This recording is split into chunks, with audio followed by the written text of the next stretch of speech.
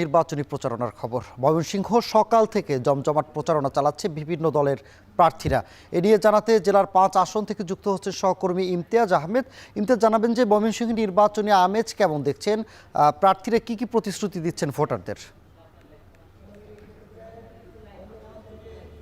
আমি সারা দেশের মতো ময়মনসিংহের যে ১১টি আসন রয়েছে সেখানে একেবারে সকাল থেকে কিন্তু গতকালকে থেকে আমরা দেখতে পেরেছি প্রচারণা শুরু হয়েছে এবং আজকে সকাল থেকে বিভিন্ন উপজেলাতে আমরা খোঁজ নিয়ে দেখেছি প্রার্থীরা কিন্তু ইতিমধ্যে প্রচারণায় কিন্তু নেমে পড়েছেন এবং তাদের যে ইশতেহার রয়েছে, নানান প্রতিশ্রুতি রয়েছে সেটি নিয়ে কিন্তু ভোটারদের দ্বারে দ্বারে যাচ্ছেন, ভোট প্রার্থনা করছেন। এই মুহূর্তে আমরা রয়েছি একেবারে মহারাজা সূর্যকান্ত সেনের যে শাসন আমলের যে জায়গা, প্রাচীন যে জনপদ মুক্তাগাছায় রয়েছি ময়মনসিংহ ৫ আসনে এবং এখানে তিনি বিএনপির মনোনীত প্রার্থী রয়েছেন জাকির হোসেন বাবলু এবং তিনি ময়মনসিংহ দক্ষিণ জেলা বিএনপির আহ্বায়ক। তিনি এখান থেকে ধানের শীষের প্রতীকে তিনি মনোনয়ন পেয়েছেন এবং তিনি একটি সংক্ষিপ্ত পথ সভায় তিনি তার যে ভোটার রয়েছেন তাদের সাথে কথা বলছেন। একটু বলতে রাখতে চাই, ময়মনসিংহের এই মুক্তাগাছা উপজেলাটি মূলত 10টি ইউনিয়ন নিয়ে গঠিত এবং এইখানে যে পৌরসভাগুলো রয়েছে, এই পৌরসভার যে রাস্তাঘাটগুলো রয়েছে খুবই বেহাল অবস্থা। সাধারণ মানুষ আমাদেরকে যেটি বলেছেন এবং বিভিন্ন ইউনিয়ন পর্যায়ে যে কাঁচা সড়কগুলো রয়েছে সেগুলো দীর্ঘদিন উন্নয়নের ছোঁয়া পায়নি, সেই বিষয়টির কথা বলেছেন। এবং সেই পাশাপাশি যে এখানে কর্মসংস্থানের একটা বড় ঘাটতি রয়েছে, একটি বিসিক নগরী দীর্ঘদিন অকেজ হয়ে পড়ে আছে।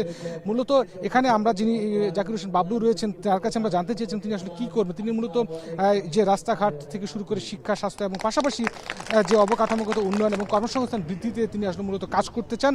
এবং পাশাপাশি একটু জানিয়ে রাখতে চাই, এই আসনে মোট ভোট কেন্দ্র রয়েছে 104টি এবং মোট ভোটার রয়েছে 3,87,987 জন, যার মধ্যে পুরুষ ভোটার রয়েছে 1,94,275 জন এবং নারী ভোটার রয়েছে 1,93,650 জন এবং তৃতীয় লিঙ্গের ভোটার রয়েছে 3 জন। মূলত এখানে যারা ভোটার রয়েছেন বা যারা এখানে এসেছেন তারা যেটা সবচেয়ে বেশি জোর দিতে চাচ্ছেন যে এই এলাকার অবকাঠামোগত উন্নয়ন এবং কর্মসংস্থান বৃদ্ধির দিকে। মূলত এখানে কৃষি প্রধান একটি এলাকা, এখানে ধানের পাশাপাশি বিভিন্ন সবজির উৎপাদন বেশি হয় এবং এবং এবং এখানে যেটা বলা হচ্ছে যে মূলত কৃষির পাশাপাশি কর্মসংস্থান, রাস্তাঘাট উন্নয়ন, শিক্ষা, স্বাস্থ্য ক্ষেত্রে মূলত দীর্ঘদিন একটু উন্নয়নের ছোঁয়া পায়নি।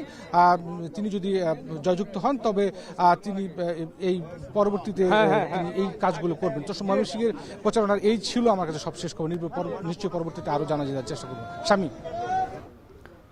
ময়মনসিংহ থেকে যুক্ত ছিলেন সহকর্মী ইমতিয়াজ আহমেদ।